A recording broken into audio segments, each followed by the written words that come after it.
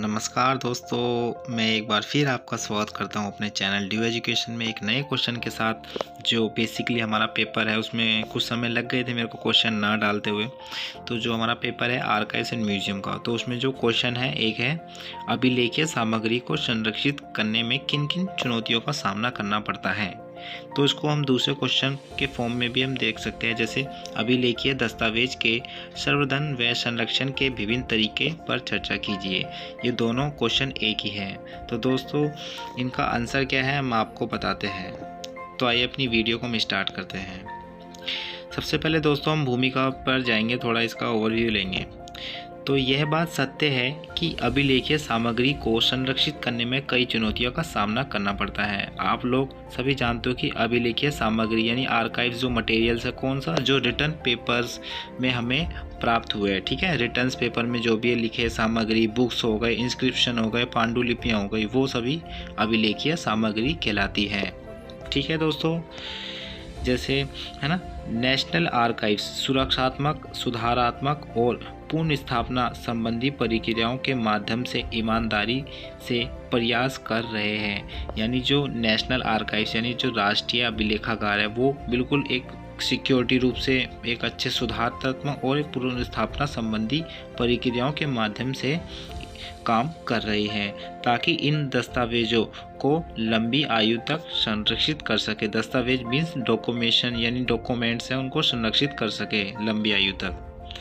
विभाग के पास एक संरक्षण अनुसंधान प्रयोगशाला है जिसे 1941 में स्थापित किया गया है।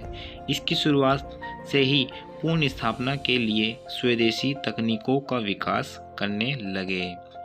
विभाग द्वारा सेल्यूलोज, एलिकेट, फॉइल्स तथा टिश्यू पेपर की मदद से दस्तावेजों की मरम्मत और पुनर्वर्णित करने के लिए अनोखी प्रक्रिया विकसित की गई। तो भारत में स्वदेशी जो तकनीक अपनाई गई काय के लिए, जो डॉक्यूमेंटेशन है यानी दस्तावेजों को संरक्षित करने के लिए लंबे समय तक, तो उनके द्वारा सेल्यूलोज, एलिकेट, फॉइल्स तथा टिश्यू पेपर जैसी तकनीक का प्रयोग करा, जिसे विश्व भर में सोलवेंट अथवा हैंड लैमिनेशन के रूप में जाना जाता होगा। आपने देखा होगा कि जो भी आपकी मार्कशीट है 12th की या 10th की, तो उसमें आप लैमिनेशन चढ़ा लेते हो, तो जो डॉक्यूमेंटेशन है, पेपर है, वो प्रिजर्व रहता है लंबे समय तक। ना तो वो फट सकता, ना ही वो अगर पानी में गिर जाए तो वो ना ही उसमें कुछ ऐसी दिक्कत आएगी।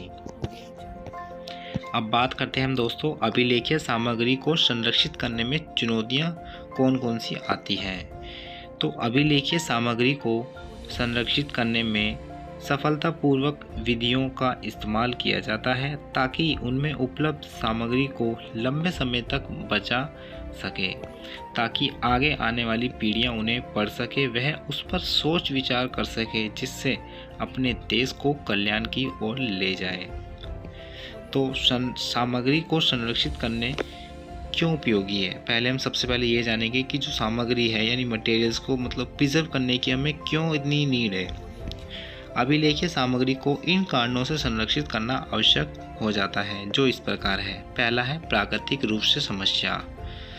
अभिलेखीय सामग्री को प्राकृतिक रूप से हानि पहुंचती है, जो अपने आप में विकट समस्या से कम नहीं है। जैसे हम जानते हैं प्राकृतिक समस्या में कौन कौन सी जो नेचुरल रूप से आती है, जैसे बाढ़ हो गई, सुनामी हो गया, भूस्खलन हो गया और भूकंप आदि हो गए।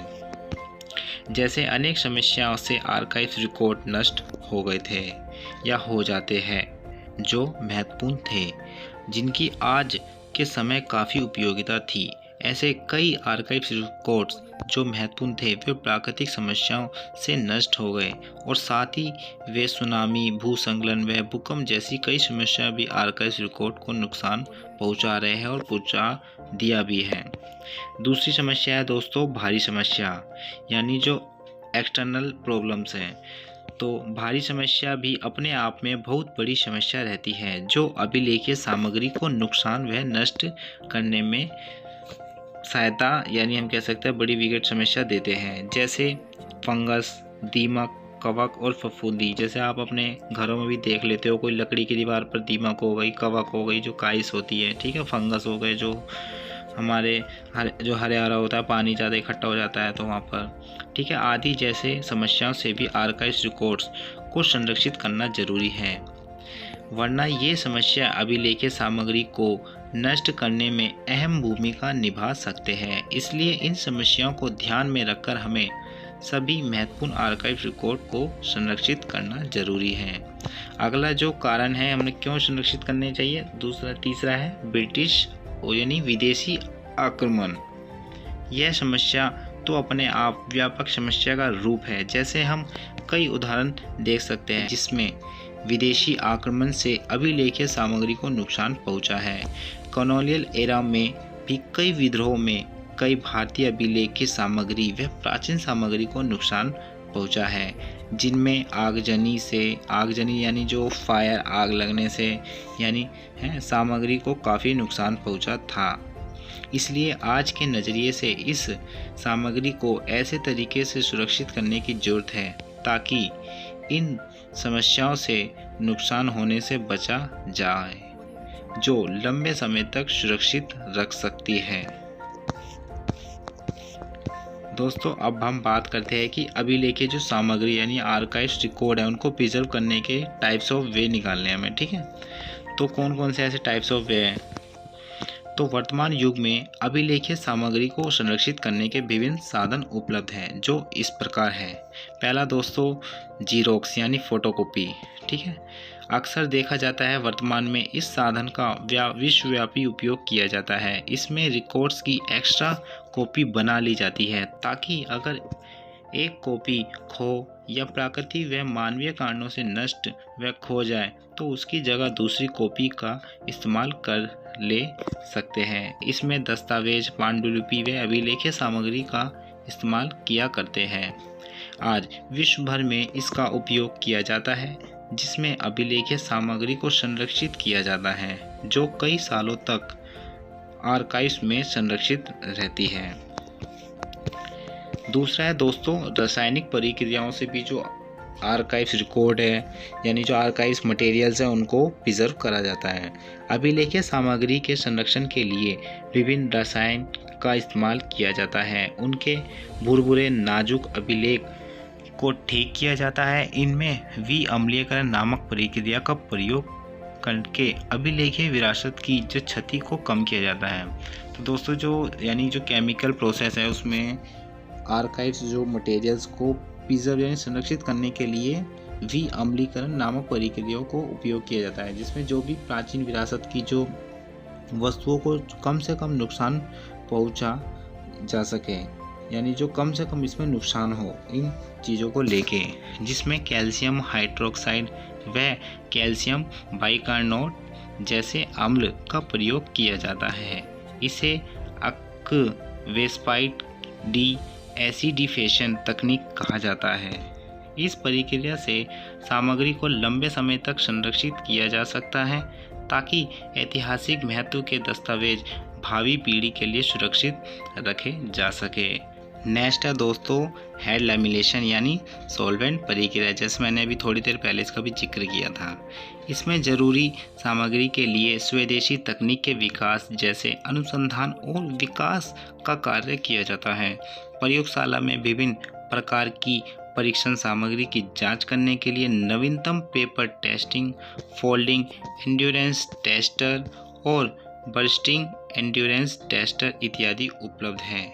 सेल्यूलोज, एलिसेट फॉइल और टिश्यू पेपर की मदद से दस्तावेज के मरम्मत और पुनरुद्धार यानी उसकी पूर्ण स्थापना अनोखी प्रक्रिया है, जिसे दुनिया भर में सॉल्वेंट या हेड लैमिनेशन के नाम से जाना जाता है, जो सूखे टूटे भोजपत्र को नवजीवन देने की प्रक्रिया तैयार करने से सफल रही है। यानी भोजपत्र जो पहले होते थे प्राचीन एशियन टाइम में, यानी जो भी अपने कुछ पत्र या भिजवाते थे तो भोजपत्र यानी पेड़ों के जो बड़े बड़े पत्र होते थे, पत्ते होते थे, उन पर वो लिखते थे। यानी जो भोजपत्र यानी जो भोजन वाले जिन पर खाना खाते थे उन पर वो लिखते थे, ठीक है। तो उन पे जो भी ऐसे रिकॉर्ड्स लिखे हुए उनको भी प्रिजर्व करते हैं रासायनिक प्रक्रिया से।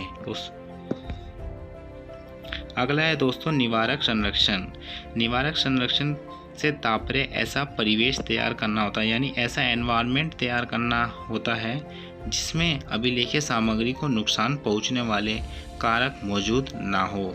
उचित परिवेश यानी सही एनवायरनमेंट का नियंत्रण और अभिलेख को संभालने की जरूरत है, और जो अभिलेखीय सामग्री के निवारक संरक्षण उपयोग के तौर पर आवश्यक है। भारत सरकार व विभिन्न मंत्रालयों व विभाग द्वारा समय सूची के अनुसार 25 वर्ष की अवधि के पश्चात स्थायी अभिलेख राष्ट्रीय अभिलेखागार में अंतरित किए जाते हैं। धूल साफ करने के लिए एमर व्हीलिंग यूनिट में लगे एयर कंप्रेशर का उपयोग करके दस्तावेजों को साफ किया जाता है। अभिलेखों में मौजूद कीटों से छुटकारा पाने के लिए कार्बन डाइऑक्साइड का भी प्रयोग किया जाता है। दोस्तों, ये थे मैंने आपको बताया जो types of way to preserve archives records. तो इस वीडियो में दोस्तों इतना ही। अगर आपको वीडियो अच्छी लगी हो तो प्लीज़ लाइक करें, शेयर करें तथा अपना जो फीडबैक है वीडियो के कमेंट बॉक्स में ज़रूर दें, ताकि और भी जो आर्काइव्स एंड पेपर का जो क्वेश्चन पेपर है उस पर मैं आपको क्वेश्चन प्रोवाइड करता रहूँ। तो दोस्तों, thank you to watch our video till the end. और दोस्तों, अपने दोस्तों को शेयर करना ना भूलें, ताकि जो मेरी हेल्प है सभी तक पहुँचती रहे। शुक्रिया।